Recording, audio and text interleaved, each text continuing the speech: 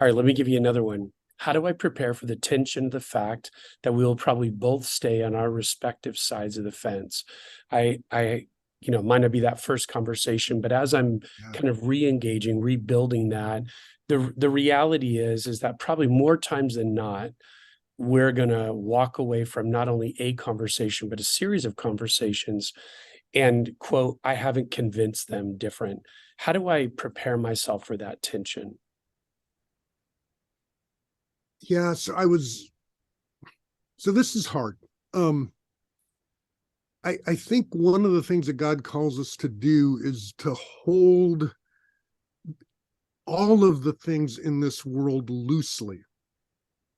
We have so many things we want, so desperately, and they're not bad things to want, but they aren't always going to be our things. They aren't always going to be the things that God gives us. And that might be the faith of our son or daughter that we so desperately and right, we want this.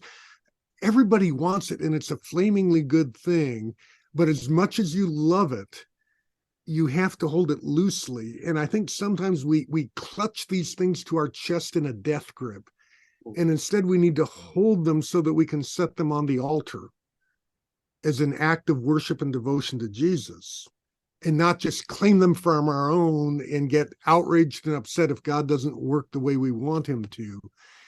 And, you know, this is back to some of these things that make me wonder. If you're asking, well, why would God possibly want to do that? It sounds way too flip to say something like, well, that's beyond my pay grade. But honestly, the answer to the question is it kind of is. And I do want to say, I get it why you don't get it, because I don't always get that either. I mean, it's a hard thing for me to figure out. And I can give you a few thoughts on this or that, but bottom line is there's a lot of things in this world that are not the way they're supposed to be. That's what sin means, in effect, is things have become disordered. They're not the way they're supposed to be. So there's things that happen to us that, in a sense, shouldn't have happened to us. And I'm not saying God wasn't paying attention or God wasn't, providentially caring for us. I'm just saying there are things that happen that aren't right. And I think what we want is an explanation from God that suddenly makes it right. And I'm like, well, you probably won't get that. And so holding loosely is hard, because that does, in a sense, mean, back to your original question there, is there's a decent chance we may stay with our division, this split that this person has, their moral conduct or their beliefs or whatever. That might be a thing that sticks, even though we wouldn't want it to, even though if the world was working the way it's supposed to work, it wouldn't happen. But at some point we have to say, Lord, let me hold this loosely. Yeah. And I think if we care, then we want to hold it firmly. We think the only reason we hold loosely is because we don't really care. And I'm like, oh no.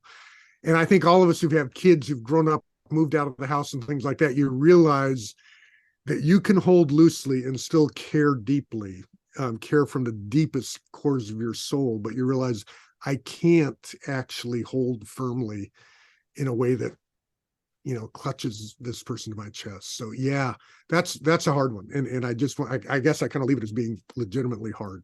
Yeah. No, that's good. But yeah. Part of it is we don't like the word tension. So to acknowledge there's a tension means we're going to have to leave something, like you said, holding it loosely in the air. And we like things to be solved, right? 30 minutes, the sitcom's over, everything's been resolved. I like that. And so it's hard to enter into, and like you said, academic mental tensions are hard enough, but man, the heart ones, the relational ones, those are extremely difficult. And so Yeah. I appreciate that. Yeah.